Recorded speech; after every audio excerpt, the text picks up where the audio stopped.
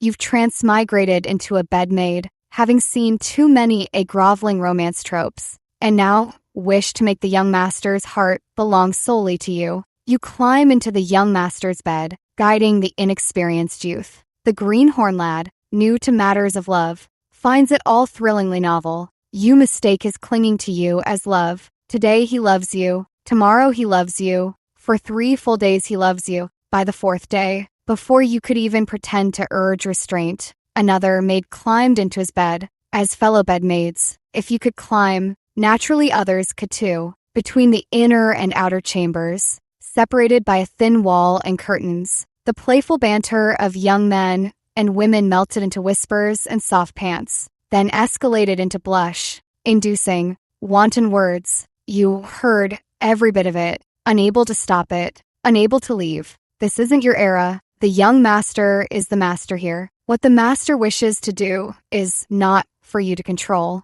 You didn't last long enough to see the noble young lady appear and compete with her, nor to flee with child and make him realize his true feelings for you, defeated instead by another. Maid, you are delicate and dainty. She is fair and plump. Each has her own beauty. She currently holds the advantage of novelty, but in time, someone even newer will surpass her. You won't be the only one. Nothing special. As time ages you, you'll lose all your capital. No matter the era, people always crave novelty, don't they? Especially someone like the young master. He has choices, many to choose from. You lay awake all night, readjusting yourself, and on the 2nd and 3rd days, you attended to your master as usual. Only now, when the young master occasionally touches your hand, do you no longer rush to respond? After all, he could play with any of the pretty maids in this courtyard. If you didn't give in, he wouldn't be angered. One day, as he pulled a maid into his room intending daytime indiscretion, you found a proper excuse to visit the madam. After finishing your business, you casually mentioned that the young master had recently matured into a man, though perhaps lacked some restraint. The madam lifted her eyelids, her gaze sharp and cold. You tactfully suggested that once this phase of novelty passed, the young master might settle down and focus on his studies. But the madam grew furious. If a youth knows no restraint, he'll suffer for it in old age. How could such matters be left to his reckless whims? She summoned Nanny Wong, who had accompanied her as part of her dowry, and ordered her to check the young master's quarters to see which sly temptresses were causing trouble, distracting a fine young man from his studies, and keeping him lazing about on women all day. Trembling with fear, you knelt down, admitting you had spoken out of turn,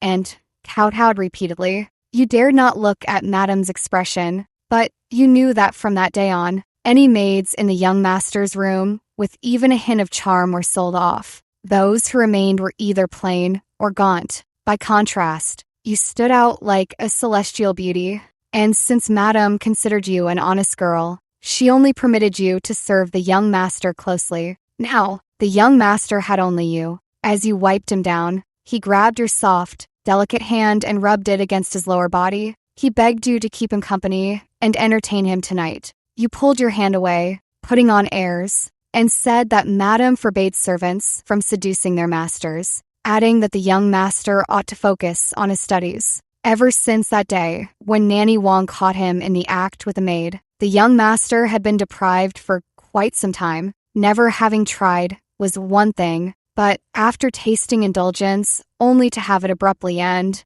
his desire for women reached an unprecedented peak. Your refusal acted as fuel to the fire. Driven by youthful fervor, he pulled you firmly into his embrace. This time, you learned your lesson, letting him taste just a hint of sweetness, leaving him half satisfied before quickly withdrawing. The young master couldn't bear to be without you. He had to coax and appease you. Delicacies and amusements, he thought of you in all things, diligently studying as you demanded. The entire household recognized you as the maid favored by the young master, treating you with newfound respect. When the madam inquired with the tutor about the young master's studies and received the answers she desired, she was also pleased with you. For a time, you felt no different from the primary wife herself. But one day, The young master visited a brothel with his cousins and discovered a new world. A man, too well fed becomes complacent, too underfed becomes troublesome. You rubbed your temples, spent a small sum, and had a familiar servant boy report the incident to the master. The young master was disciplined with the household rod and confined to his quarters. You went to see him, finding him biting his lip with tears falling, not in remorse, but in hatred for his own lack of freedom. He declared he would become capable, establish his own household, surround himself with virtuous wives and beautiful concubines, come and go as he pleased, and visit brothels whenever he wished. You couldn't help but chuckle inwardly. You laughed at his childishness. While other men aspired to achieve greatness and make their mark, his idea of independence and freedom was merely virtuous wives, beautiful concubines, and brothels. But as you laughed, your heart grew cold again. Your dream, it turned out, was to become the primary wife of such a man. Even more laughable was that you had strived for it, yet it remained far out of reach. The young master, wounded and troubled, saw you as a confidant and poured out his heart. Though you grew more disdainful with each word, you maintained an appearance of gentle care. For the next half year or so, things remained peaceful. Surprisingly, you and he began to feel like an old married couple. He grew diligent and studious. Whatever his motives, he improved rapidly. You attended to him meticulously. A slight purse of his lips signaled more tea. A turn of his body called for a back rub. Madam has grown increasingly pleased with you, raising your monthly allowance and hinting that once the young master marries, she will elevate you to concubine. You expressed gratitude, while secretly saving diligently 3 taels a month, plus scattered coins from the young master's hands, amassing 50 taels in a year. Not enough to buy a house, not enough to retire on. You still had to endure. The young master studied more, his demeanor gradually growing steadier. You recognized those characters, slowly learned to write them, occasionally discussing a point or two with him, earning looks of surprise. But you soon realized none of it mattered. You rose to warm the young master's midnight snack. In this era, as a woman, you could do nothing. You didn't even dare step beyond the estate gates. The family who sold you still watched your every move. You had 3 older brothers, all waiting for your allowance to marry, and since crossing over, you hadn't given them a single coin. Those 3 burly farmers and your scarcely aged father, each fist like a sandbag. That vermilion gait intimidated them, making them dare not act rashly. But once you step outside, it becomes difficult. The young master passed the imperial examination at 17 and became a provincial graduate at 20, with his potential marriage matches rising in status accordingly. Everyone praised him as a born talent, destined to easily become a high-ranking official or even a chancellor in the future. And so, he grew rather full of himself. He said the daughter of the director of the Imperial Academy had a mediocre personality, unsuited to him. The daughter of a Hanlon academician was too plain, looking for his taste. And the daughter of the Minister of Justice, though spirited and beautiful, seemed lacking in tenderness. He stripped off your clothes and painted on your body. This was a new indulgence he developed after immersing himself in books. He knew your body intimately by now, and the money pouches you hid under the bedboard had filled 3 already. He kissed your body, murmuring that you were still the best. You were both beautiful and caring, never talking back, a lowly maid, yet well-read and perfectly attuned to his soul. If not for your wretchedly low status, he would have even considered making you his primary wife. After it was over, he picked up the previous topic again. Given his family background, any of these young ladies would be a suitable match. But if he could wed the daughter of the Grand Secretary of the Eastern Pavilion, his official career would be smooth sailing from then on. You gaze at his proud face, your heart growing clearer and more at peace. You've long passed the age where you take a man's pillow talk seriously. When the young master lacked ambition, he wanted a house full of wives and concubines, living freely. With ambition, he wants to climb higher. A mere bed maid, like you would never be his one and only, no matter the time. You occasionally laugh at yourself for initially climbing into his bed and daydreaming, then shudder at the thought. If the young master hadn't jolted you awake early on, years of favor might have clouded your mind. You could have fled pregnant. He wouldn't have suffered from unrequited love, but you'd have endured much hardship.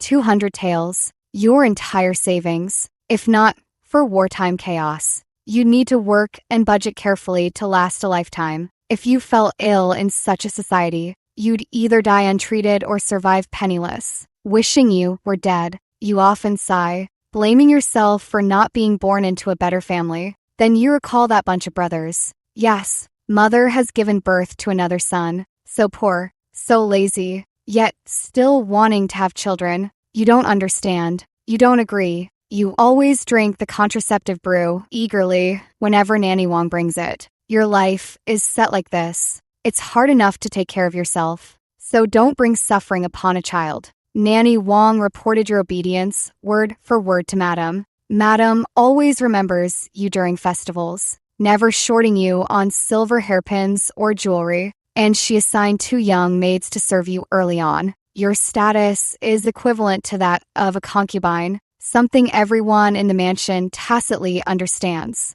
But you're frustrated that this world hasn't given you a golden touch, frustrated that you'll be a servant for life, trapped in this tiny courtyard, feeling hopeless about life. You've become much more perfunctory toward the young master. Men are mostly despicable. The more perfunctory you are, the more enthusiastic he becomes, pestering you for days, even more than during his first taste of intimacy. It was much later that you realized it was his final exploitation, knowing you wouldn't be able to serve him at his beck and call in the future. The Grand Secretary of the Eastern Pavilion took a great liking to him and was willing to marry his daughter to him, a first-rank minister's legitimate daughter marrying down to the son of a mere fifth-rank official. The pomp and ceremony had to be grand. The first condition, all existing concubines in the household were to be sold off, and no further concubines would be permitted in the future.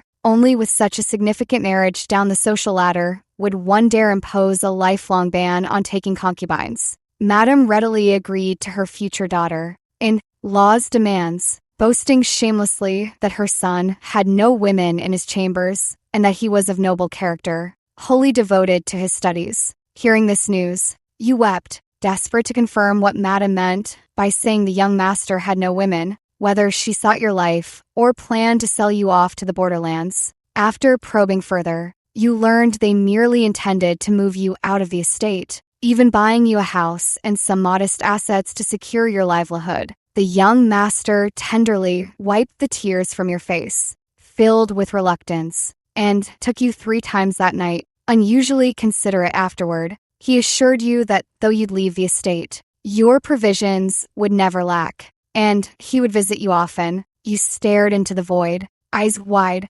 tears having been shed earlier. Now your heart pounded with nothing but excitement. Living independently was a tremendous blessing, but you intended to leave completely, to become your own master. Naturally, you wanted no further ties to the household that once enslaved you. The next day, you went to Madame's courtyard, recounting in detail your years of hard labor, embellishing the cruelty of your maternal family, and subtly praising Madame's compassionate heart, expressing regret that though you wished to serve her and the young master forever, you simply lacked the fortune. Though you lacked a golden touch, this family still had a shred of conscience. Your requests were few, each reasonable, every one made with the young master's interests in mind. The estate assigned you 2 strong laborers and 4 maids. You set off at dusk, sailing south, buying property that cost far less than in the capital. The mountains were high and the road long, shielding you from your family's harassment. Even if the young master someday remembered you, he would never find you. You settled into a 2-story house in Jiangnan, spending your days reading, drinking tea, leaning on the railing to watch boats drift by the stream, and losing yourself in the sunset. Even in the liberal South, people were curious about you, a mysterious, generous young widow, and introduced you to widowers or desperate men, but you politely declined. Not because you couldn't forget the young master, but because this era demanded too little of men and too much of women. With your shops and land rents, you lacked nothing. Only a fool would seek a match and invite some arrogant, greasy man to boss her around daily. Your 4 maids took shifts, working 3 days and resting 1. They'd never known such comfort, each growing plump and content. But later, you realized one wasn't just gaining weight, she was pregnant. When her affair with the manservant came to light, she knelt in fear, but you just smiled and asked if she wished to marry or carry on as things were. The young maid gazed pleadingly at her lover, who kept his head down in silence. So she kowtowed and begged you to release their deeds of service so they could wed. You nodded in approval. Living alone, you certainly don't need many people for the courtyard, but with 20 taels in monthly rent alone, you can easily afford a maid for 500 coins and a manservant for 1 string of cash. You glanced at the manservant, who hadn't uttered a word the whole time, not holding much hope for them. Another maid spoke up in persuasion, voicing your very thoughts. Here, they only need to sew, mend, wash, dry, dust, and cook. 3 days on, 1 day off, with food and lodging included for 500 coins monthly. Out there, they'd have to toil for their keep, bear children, hardly a wise trade. Yet the kneeling one grew even more resolute. The word love truly robs one of reason. Letting them go wasn't out of great kindness. You simply wanted to see how this maid's story would end. Aside from this small episode, the rest were all fiercely loyal. Such an easy job is truly hard to find in this world. On a rainy day, you encountered a down and out scholar and kindly offered him a woodshed to weather the hardship. The scholar was handsome, charming, and brilliantly talented. Staying up late with him by lamplight, tumbling in the woodshed, was far more pleasurable than with that previous nauseating young master. Months later, when the scholar left for the capital to take the imperial exams, you pretended to be dignified and gave him 2 taels of silver for travel expenses. You thought doing such things more often might prolong your life. From then on, whenever you saw a handsome groom or a sturdy laborer who caught your eye, you would stop to admire them. You finally understood the urgent desire the young master had 5 years ago for a beautiful wife, charming concubines, and the freedom to visit brothels, because, within certain limits, you had become another young master yourself, restricted by the era, confined by your gender, and lacking family support. You dared not openly possess these pleasures, feeling just as stifled as he had been when his parents forced him to study. With resources that placed you above others, having many choices and the ability to make others serve and please you, you never once considered devoting your heart to any single person. The idea of a bedmaid becoming a primary wife and living faithfully with her master for a lifetime turned into an utter joke. Once you had the power to see things from his perspective, you had just turned 20, were in good health, had no bad habits, saved money every month, and soon accumulated enough to buy another shop. You thought this life would pass simply and happily, but calamity struck the south.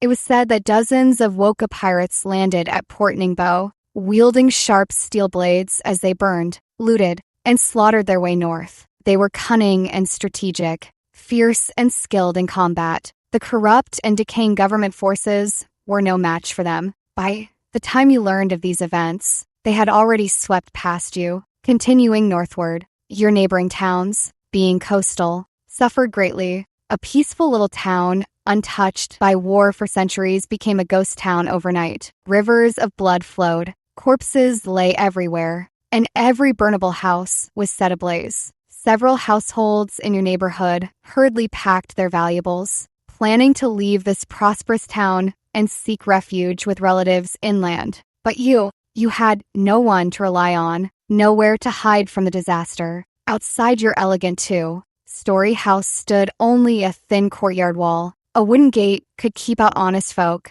but not well. Armed Ronin, the maids trembled with fear, worried the bandits would return. The only man in the household, the manservant, suggested returning to the main family estate. That family had served as officials for generations, their grand mansion repeatedly renovated with gateways within gateways, vermilion doors heavy and courtyard walls towering, guarded by numerous sentinels throughout the estate. More importantly, being right under the emperor's nose. There was no way these Woka pirates would be allowed to run rampant. But you've clearly broken free from a maid's fate through your own efforts and rare luck. Why would you go back now? What identity would you use to return? Under the urging and hopeful gazes of those 3 maids and 1 manservant, you tried to calmly analyze the pros and cons and seek a way out. By night, with only a small lamp, you stared worriedly at those properties that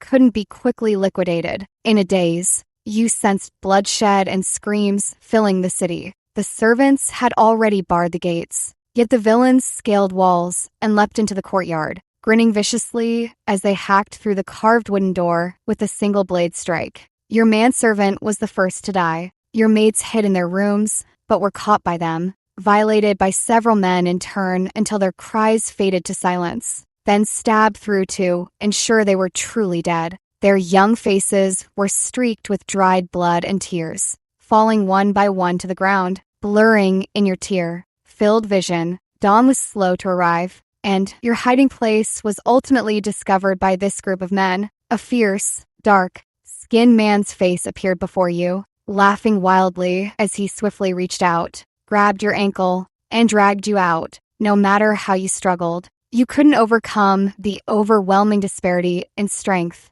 let alone the fact that there were many of them, despairing, regretting, and screaming. You finally awoke. On the table, a dim lamp still glowed. A maid on night duty, hearing the noise, set aside her needlework and hurried over to ask if her master had had a nightmare. Outside, the night watchman's clapper had just struck the 3rd watch. Reassured it was only a dream, you felt slightly calmer, then heard the watchman's loud voice warning of recent bandit activity and urging everyone to bolt doors, shutter windows, and extinguish lights. Wiping your face, you summoned the remaining members of the household. They were all sleepless, gazing at you eagerly, thinking you had decided to return. But to their surprise, you took out most of the land deeds, property deeds, and each of their deeds of service. Distributing them, you recounted the dream you just had, so vivid and realistic that you strongly suspected it was a golden touch.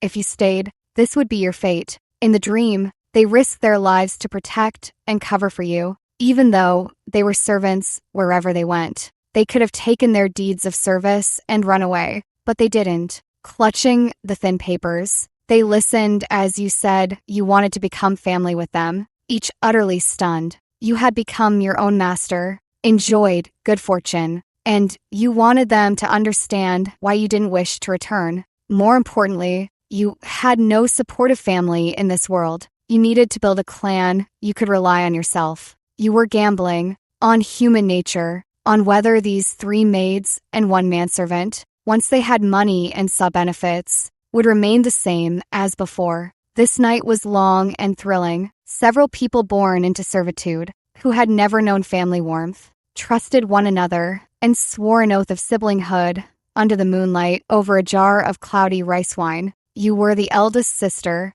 followed by 2nd sister, 3rd brother, 4th sister, and 5th sister. Next, you would lead your sworn siblings inland to escape while seeking opportunities for them. You assured them that although local officials were corrupt, the emperor was not weak. In time, he would surely eradicate the coastal Woka pirates. Their properties would not become worthless, and their good days were yet to come. Having once served in the young master's quarters, you were literate and educated in their eyes. You were knowledgeable, so they were willing to listen and believe what you said. Now, treating them as family, you allocated land to them, something they had never heard of before. Moved by your trust, they honored you as their eldest sister and unanimously supported your proposal. The next day, you set off inland with your savings. It was said that the band of Woka pirates had rampaged all the way to Incheon City before being quelled by the authorities. Your sworn siblings felt somewhat relieved, but you knew these pirate bands were not limited to just this one. You switched from land to water routes and arrived in Wuchang. You used half of your silver to buy a modest courtyard house, its walls lacking intricate openwork carvings but sturdy and durable. in case of emergencies. Reinforcing and heightening them would only take a day's work with a few extra hands. The 3-bay layout was enough for you and your sworn siblings to live in, with room for marriage or bringing in spouses. After settling in, the first thing you did was take third brother to a remittance bank to secure an apprenticeship. Along the journey, you pressed your sworn siblings heads down and taught them to read characters. They had never been exposed to writing before, but fortunately, their minds were quick. Though still clumsy with writing, they could already recognize most characters through guesswork and context. Most boys from poor families went to the docks to carry crates and haul sacks. Meals provided and daily wages paid. An apprenticeship offered only meals, no pay, and consumed much time. Third brother didn't question why, simply trusting his eldest sister's guidance. He buried himself in work, studied in his spare time, and within a few months was promoted to a full clerk. Your 3 sisters weren't idle either. During their 2 years in Jiangnan, they'd seen plenty of fine fabrics with you, and together they went to textile workshops to hire weavers and embroiderers. As for you, you became a governess, what was once called a female tutor, teaching women to read and write. Your first female student was the ship captain's daughter. Her father saw yourself. Recommendation posted on a wall, each character elegantly written, and immediately decided to hire you to teach his late-born daughter. Life on the ship meant battling water bandits and unpredictable weather. He feared that one unlucky trip might cost him his life,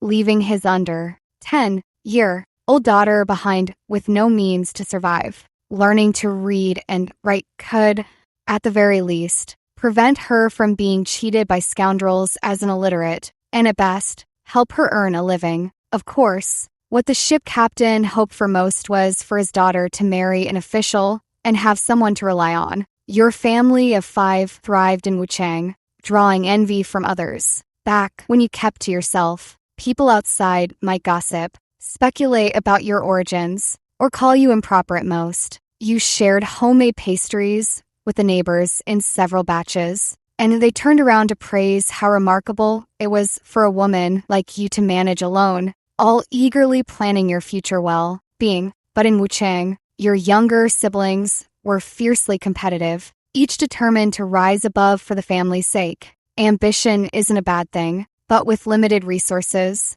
it inevitably encroached on others' established interests. One day, a few ruffians loitered on your path home, dragged you into an alley, and snarled that your brother had offended the wrong people. Even with 2 lifetimes of experience and weathering many storms, your voice still trembled when faced with such a situation. Eyes squeezed shut, you struggled and cried out that you'd accept being robbed of money or virtue, begging the gentleman to spare your life. But after a few dull thuds, everything fell silent beside you. You opened your eyes to see a man reaching out to you, startling you into hitting him several times in panic. "Madam, the scoundrels have been driven off by me. There's no need to fear. I was merely passing by. If you're unharmed, I'll take my leave." The man spoke softly, as if afraid to frighten you further. And with that, he walked away. You recognized him as the ship captain's youngest son, a child born and raised on boats,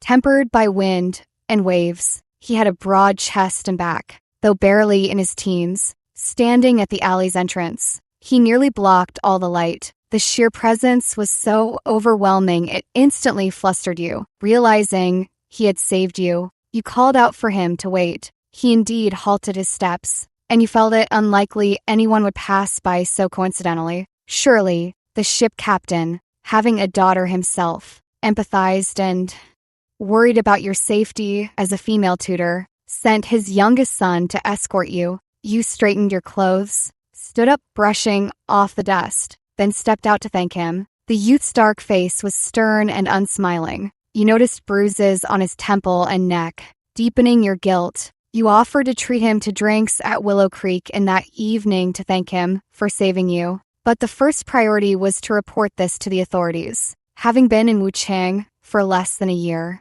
if you didn't fight back against such random bullying, these incidents would only multiply. You took the young man home briefly before heading straight to the magistrate's office to file a complaint. The Yamen guards were lethargic at first, but became notably energetic after accepting 5 taels of silver from you. Meeting the county magistrate, you first subtly criticized his colleagues, then skillfully flattered him before humbly presenting a substantial bribe as a gesture of sincerity. You explained that you, a widowed elder sister, had brought your young siblings from the lawless, pirate-ridden southeastern coast to settle in Wuchang County, having heard of its honorable magistrate who maintained peace and order. Life had been good until today, when bandits dared strike in broad daylight. Though aware these were local troublemakers, you deliberately portrayed them as newly arrived nomadic bandits, pleading for his honor to eradicate this scourge for the people. With downcast eyes,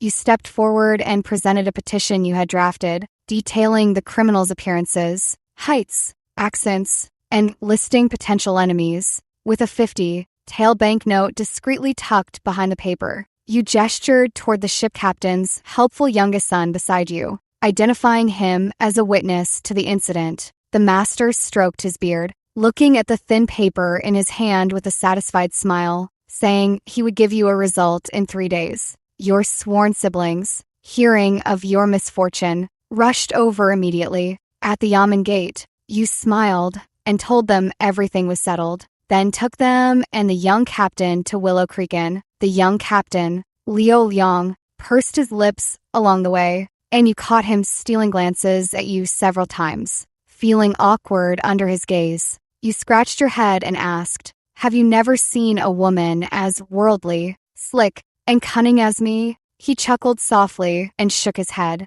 Over good wine and food, you thanked him again, and also thanked his father for having him accompany you. Otherwise, whether you'd be alive was uncertain, and you'd surely have suffered bruises and wounds. After drinking, he loosened up and said with a smile, "It wasn't my father who sent me." His dark eyes gleaming, he spoke very bluntly. "I wanted to escort you, teacher, myself, your sworn siblings," holding their rice bowls, all turned their eyes toward you, teasing and curious. You dodged the question with vague answers, yet your heartbeat never quite settled. Third brother caught the remittance bank owner's eye, who intended to wed his daughter to him, and the accountant position fell to him as well. The original accountant was transferred to the owner's branch in Shaanxi. With his whole family's livelihood depending on him, he now faced either moving to Shaanxi or losing his job, all because of third brother. Furious, he hired a few local thugs, unable to target the boss's future son-in-law or the 3 sisters who always stuck together. They finally went after you when you were alone. You'd known early on that third brother was to become the accountant, but never imagined a mere vacancy could stir such trouble. 3 days later, the master of the county settled the case, labeling the remittance bank's accountant as an inside accomplice and the thugs as bandits newly arrived in the city. Knowing your place, you sent a thank you letter, slipping in a 50-tael banknote. Then you had your younger sisters spread rumors about themselves among the textile mill workers. Vague, suggestive hints, more believable when half concealed. The rest was up to the female workers to showcase their own skills. Later, rumors spread in the local community that a widow like you dared to travel thousands of miles to Wuchang with your younger siblings to seek a living only because you had official backing. Specifically, that you must have been involved with the master, the county magistrate. Otherwise, how could your minor case, involving neither death nor loss of money, be resolved in just 3 days in Wuchang County, which had so many backlogged cases? The fabric workshop that you and your sisters have been planning for so long finally opened at this time. With these half-true, half-false rumors circulating and a few clever employees hired, no one dared to cause trouble for your business. As newcomers without any foundation, you could only pave your way with money, but that was not a sustainable strategy in the long run. You either had to genuinely latch onto a powerful patron or borrow influence from others. You chose the latter. Reputation meant nothing to you. What you wanted was tangible benefits and a deterrent against malicious forces. The 100 taels you gave the county magistrate were the most worthwhile money you spent in Wuchang. Using your petition and letter of gratitude, along with the case files, He reported to the court and earned praise from his superiors. If it were discovered now that he had accepted silver, his reputation for integrity would be ruined. Thus, he worked hard to maintain his image, preferring to be seen as sentimental and romantic rather than an unprincipled money grubber. Whenever asked, he would speak ambiguously, saying that a good official is apparent to the people, and that he had merely done what an upright and just magistrate ought to do for poor you. When people came to your door to inquire, you chuckled and handed them your governess self. Recommendation letter. This humble woman must support her family and has little time for idle chatter.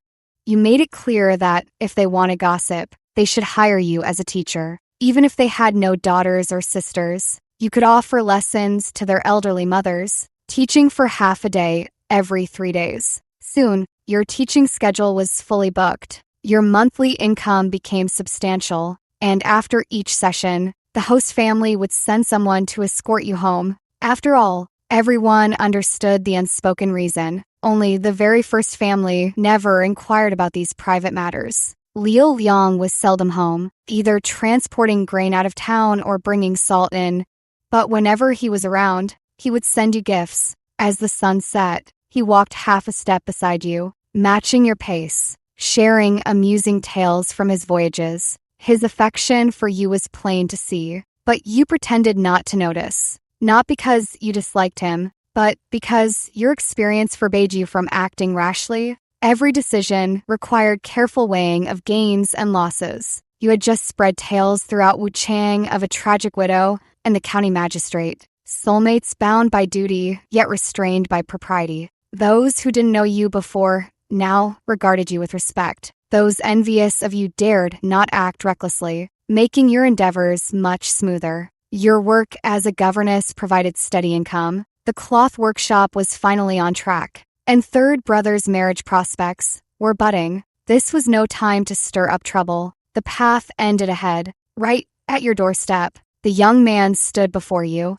his gaze intense, searing your senses. A ship has a helmsman, lead anchor handler, tiltman, and countless sailors. If you have time, I'll take you aboard to sea. The river shad this season is exceptionally fresh, even more so when eaten on the ship. He's more robust than any groom or laborer you've seen before, and more handsome than any man you've ever laid eyes on. Pity he isn't some poor scholar you can push around. If you recklessly sleep with him, it won't be settled with just 2 taels of silver. You smiled and said thanks, but I get seasick, then turned and headed home. After closing the door and leaning against it, you finally dropped the pretense and let out a long sigh of relief. That smooth neck, the chest that filled out the coarse cloth shirt, the narrow yet powerful waist, and the aura that hit you from afar. It all lingered in your mind. Is this what hormones feel like? Your heart pounded like a drum. You were so close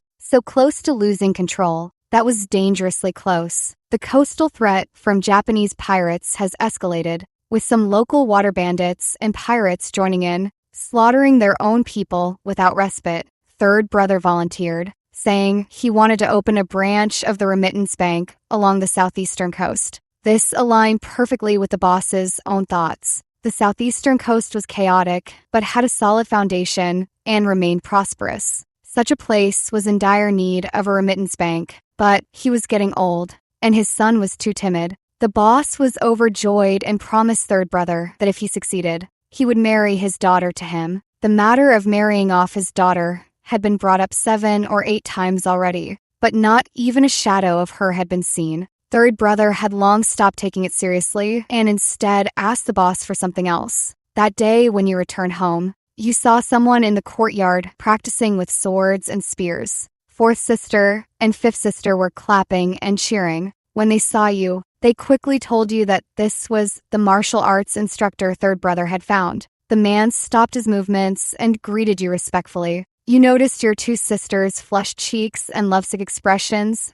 and teased them lightly. Why did you only find one? This one alone was hard. Won by third brother after great effort. Yes, Master Roy alone is more than enough. After your misfortune, you had considered hiring bodyguards, but without prolonged contact and understanding, You didn't dare choose someone recklessly. After all, hired thugs posed another kind of threat to you few vulnerable women. Third brother is considering hiring an armed escort. Remittance banks transferred funds across regions using documents. But when silver reserves between locations differed too greatly, they relied on escort convoys to transport physical silver. Through centuries of refinement, gene merchants had selectively bred the finest of these men. Indeed, each was worth 10 ordinary men. Previously, third brother lacked the standing to make requests, but this time, venturing to open a branch office amid countless dangers, he asked his employer for one to station at home. First,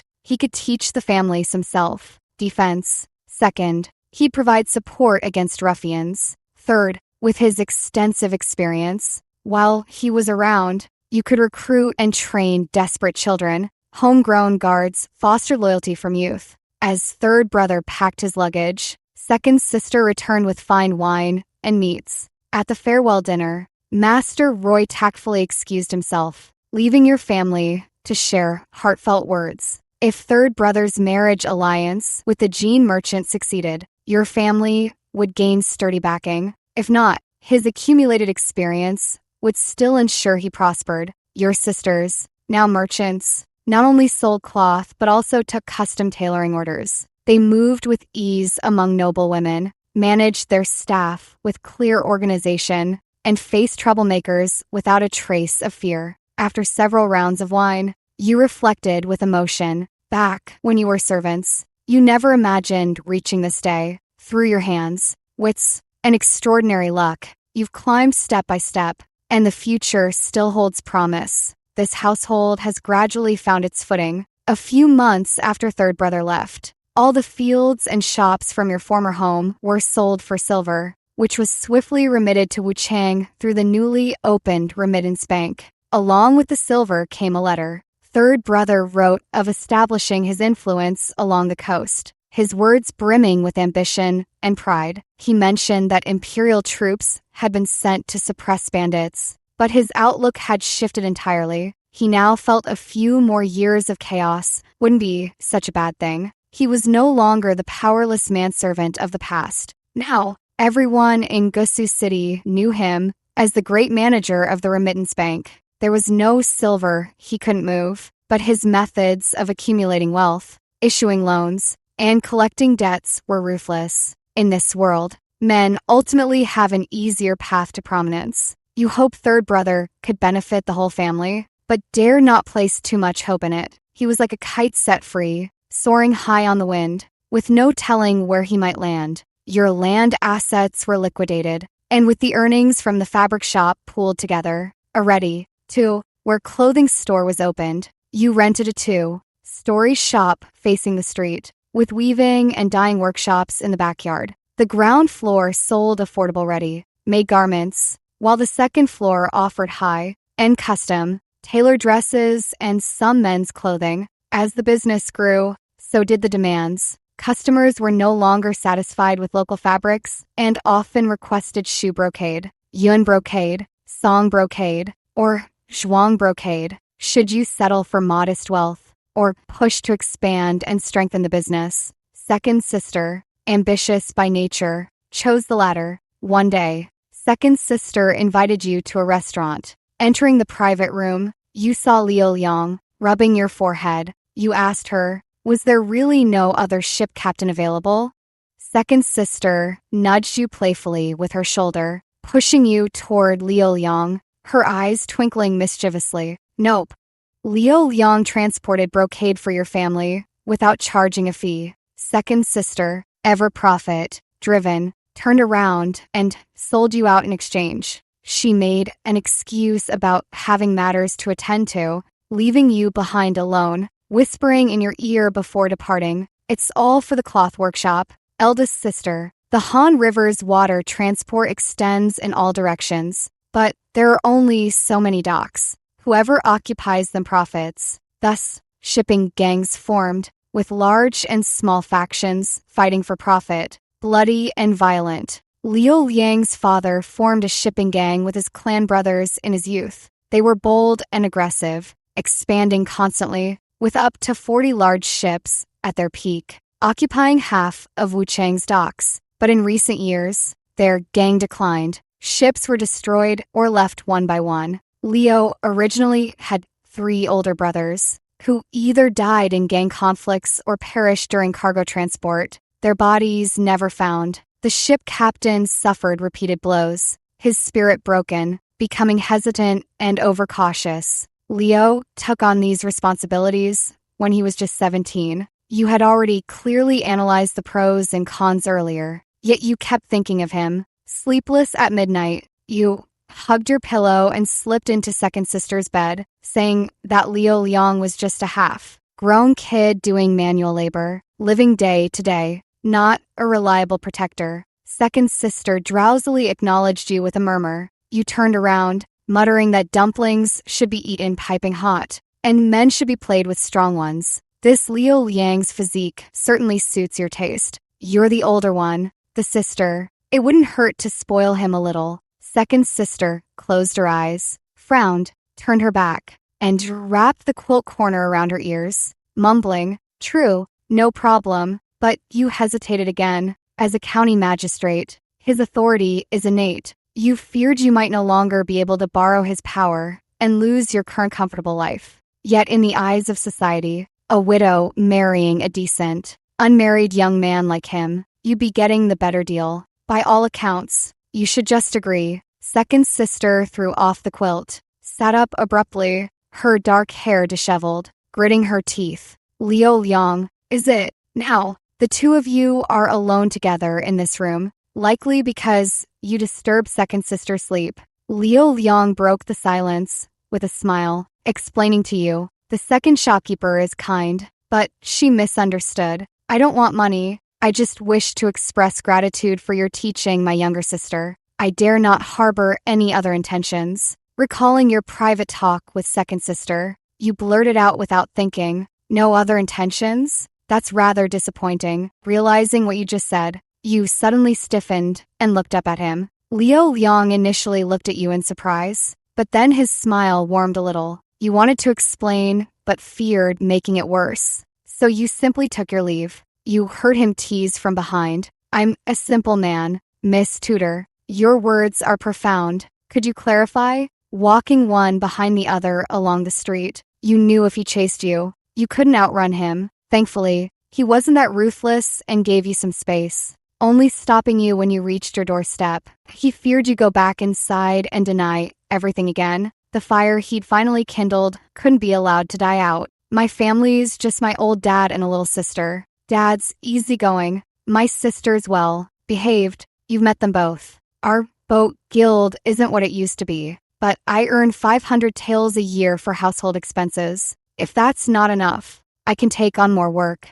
I fancied you the first day you came to teach my sister to read. If you're willing, I'll have my dad come propose tomorrow. He was a passionate and sincere youth, laying himself bare before you, showing you every part of his soul, while you were a scheming older woman, weighing pros and cons, hesitating at every turn, all while craving his body. You said you too weren't suited, but your voice clearly lacked conviction. You said you were a widow, older than him, and embroiled in rumors with the county magistrate. In short, there was no future for you. He stepped closer, his voice dropping to a murmur. So, what if you're a widow? I'm just a rough boatman with my life on the line. If I like someone, I like them. Why should I care what others say? An older woman is a treasure. That's an old saying. You've said everything except that you don't like me, which means you fancy me too. You fell silent, because he was absolutely right. Truth be told,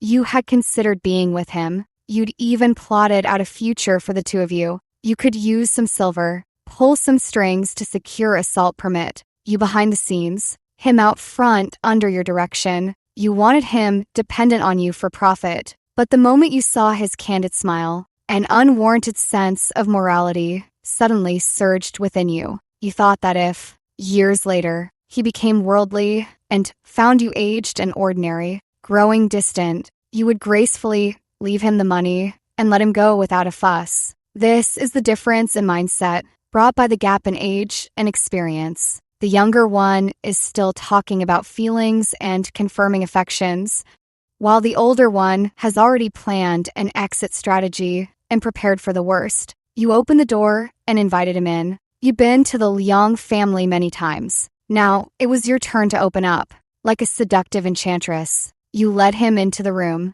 your soft, boneless arms wrapped around his broad shoulders, and after a kiss, his clear eyes welled up like rising tides, his warm body pressed against your cool skin, and both of you shuddered with sensation. At the critical moment, he asked you, "What does this make us?" You silenced him. Don't ask, don't overthink. Just enjoy the moment first. It was the young man's first time. His movements awkward at first, but after a couple of tries, he grew more skilled. He put on a sheath condom, lifted you up, and reveled in the act. Though it was quite the ordeal for you. Tell my father tomorrow, tell your siblings, and we'll hold the wedding banquet the day after. In his heart, he felt that this arrangement meant consent had been given. Yet, content as you were, hesitation crept back in, and you murmured to him, urging patience, booking the feast, embroidering the veil, hiring the bridal sedan.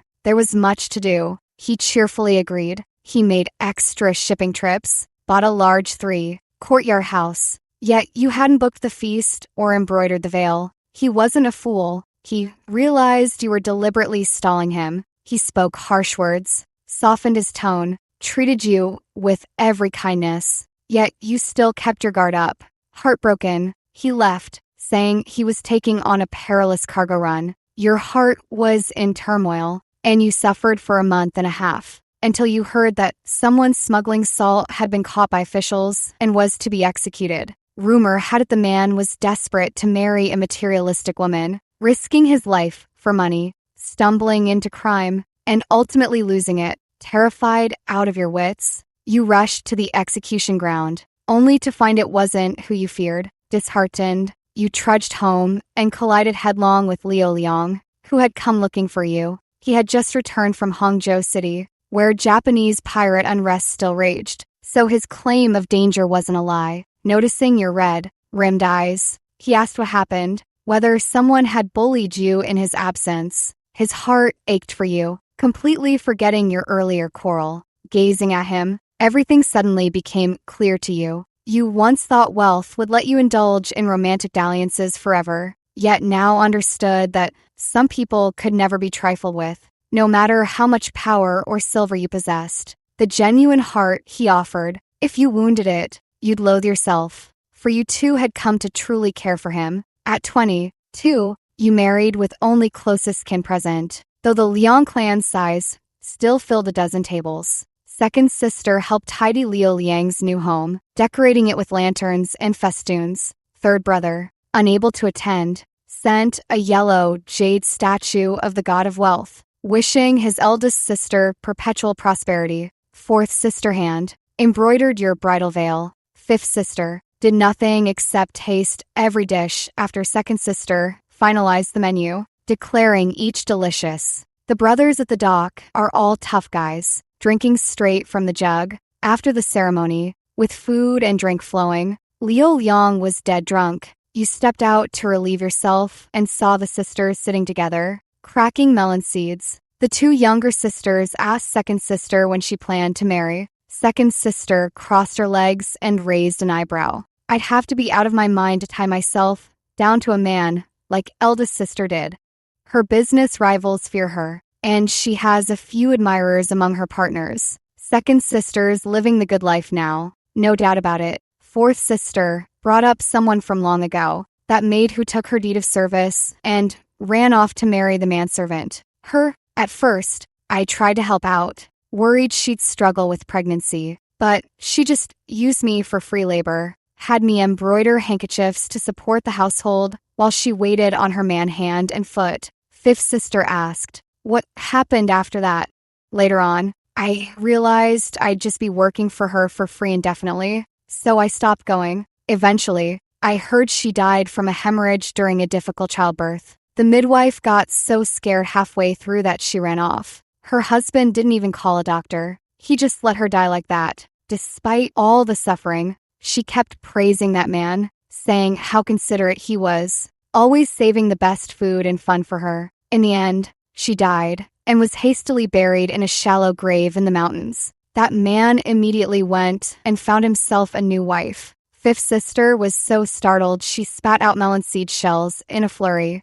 Don't worry, eldest sister, if you hemorrhage during childbirth, we'll give you the finest ginseng in the house. If you die, I'll buy the best coffin and give you a proper burial. You felt a cramp in your lower abdomen, your voice trembling. Can't you wish me well instead? You weren't ready to die. So every night you diligently soaked the sheath condoms for your husband to use. Liu Liang found it troublesome, joking. How many sections does a sheep's intestine have? Enough for our household, I suppose. But he still respected your choice. This went on until you turned 24, when, likely due to a hole in one of the sheep's intestine sections, you became pregnant. The following year, you arranged all final matters, secured a midwife and an on-call physician, held a century-old ginseng root in your mouth, and faced childbirth with the resolve of one marching to their death. Yet with one push, the baby was born. Tears of joy streamed down your face as you felt reborn, feeling gratitude toward your birth family for the first time. For you suspected you had inherited the childbearing ease of the original body's mother. But this also opened the floodgates to Liu Liang's joy. You bore 2 children in 3 years, one pregnancy after another. Yet in your 32nd year, Liu Liang died. When he was missing, neither seen alive nor found dead, you could still laugh and chat casually, claiming that with wealth and influence, you could live well even without a man. But when his body was retrieved downstream and delivered to your home, you collapsed unconscious on the spot. Yet you had a sister-in-law awaiting marriage and 3 young sons and 2 daughters to care for. You had to shoulder this household. After waking, you arranged the funeral as if nothing had happened. Only in the solitude of night did you hold the memorial tablet and weep. You finally became like those despicable men in a groveling romance. With your beloved gone, you were consumed by regret, wondering why you had never treated him well before. Liu Liang died at the hands of river bandits, leaving you widowed with no means of revenge. Meanwhile, third brother wrote, asking you to purchase a residence in Wuchang as he plans to return with his wife and children. It seems the chaos along the southeastern coast has even unsettled a shrewd merchant like him. But Wuchang is no longer peaceful either. Where else remains a safe haven? At a loss, Fifth sister's husband suggested the family relocate to the capital. Fifth sister found her own husband, one of many desperate children she rescued and entrusted to Master Roy for training that year. The others became your family's enforcers, except one who begged second sister for mercy to enlist in the army. He vowed to return and marry fifth sister if he could earn military honors. Fifth sister, munching on a flatbread, dismissed it. If you don't want to work for us, just say so. Military honors? I'll never marry, just like my sisters. The young man smiled sheepishly without arguing. He later rose through the ranks, sent letters monthly, and arrived with fanfare to propose after being promoted to commander. Second sister pushed fifth sister forward. You can't refuse a soldier. Marry him. Now fifth sister's husband has been promoted again to regional vice commander. When he says to move, you all feel confident about it. After much turmoil, you, second sister, fourth sister, fifth sister, and third brother are finally reunited in the capital. Coincidentally, the residence assigned to fifth sister's husband is the very one where you once served that family. Their family produced a corrupt official. Before that young master could rise to high office, their home was confiscated. The estate lay abandoned for a decade, only to be revived in your hands. Times have changed. You all muse as you divide up the 5-courtyard compound and settle in happily as a family. Once settled, the sisters return to their old trade, opening a fabric shop. Third brother, leveraging his brother-in-law's court connections, rallies his former subordinates, and starts a money exchange. Fifth sister's husband is often away, so her 2 children are raised alongside your 5, looking out for one another. Under your guidance, your sister-in-law Law has grown ambitious, disdaining the men of the capital, and quietly enters the palace as a court official. Years later, your eldest son, filled with youthful fervor, secretly followed fifth uncle to enlist in the army. Fifth sister's eldest son and your second son joined the military within months of each other. Even your two daughters proved troublesome by becoming court officials under their aunt's patronage. Terrified, you clutched your youngest son tightly while fifth sister held her young daughter close. This child, born when you were 32, had been spoiled beyond all discipline. You didn't mind. You'd rather he be a wastrel, a good for nothing, than become a soldier. In the Eastern District, with third uncle's loan, sharking operations watching his back, nobody dared provoke the little tyrant Leo Wu. You let him roam free until an ambitious maid climbed into your son's bed, demanding to become primary wife, just as you had done years before. When you summoned her for discussion, she saw the dark brown medicine pot on the table and lifted her chin defiantly. We're truly in love. I'll bear his child, and you can't tear us apart. What are you imagining? This is my medicine for balancing yin and yang. Under her astonished gaze, you drank the medicine, dabbed your lips with a handkerchief, and said leisurely, "You become his primary wife." And then what? She pouted and said matter of factly, naturally, it's one man, one woman, for a lifetime. You laughed, but there's more to it than that. Being the primary wife. One man, one woman for life. Is that really all there is to your existence? She frowned. What else could there be? You let her be and allowed her to return to her courtyard. Child, she'll just have to endure it. Later, you heard that your son had slept with another maid. She cried and made a scene until your son slapped her unconscious, nearly causing her to lose the child. You summoned your dear son and this maid. The maid, thinking you wanted a grandson and would support her rise, wept pitifully, begging the madam to uphold justice for her. You asked your son what he thought. The little tyrant was born and raised in feudalism, a beneficiary of the system. What did he truly understand? He assumed his mother was upset about him hitting someone, fearing it would tarnish the family's reputation, hinder his aunt and two sisters' positions in the palace, or obstruct his uncle and three brothers' military careers. He lowered his head meekly before his mother and promised never to mistreat the servants again. She was stunned. Servants, you said with a smile. A maid getting pregnant isn't a big deal. Once the child is born, just feed it and raise it. Boys become laborers. Girls become maids. No need to get angry. If you're worried she won't be able to serve properly with her big belly, I'll send a few more maids to you tomorrow. A child born to a maid, who isn't even a concubine, will naturally remain a servant. The maid, as if struck by lightning, screamed and ran out, tripped, and a pool of blood flowed from beneath her. But fortunately, she was young and recovered well, then was transferred to your courtyard to continue serving as a maid. You watched her gradually calm down, thinking perhaps one day you could tell her your story. You were once a bedmaid who,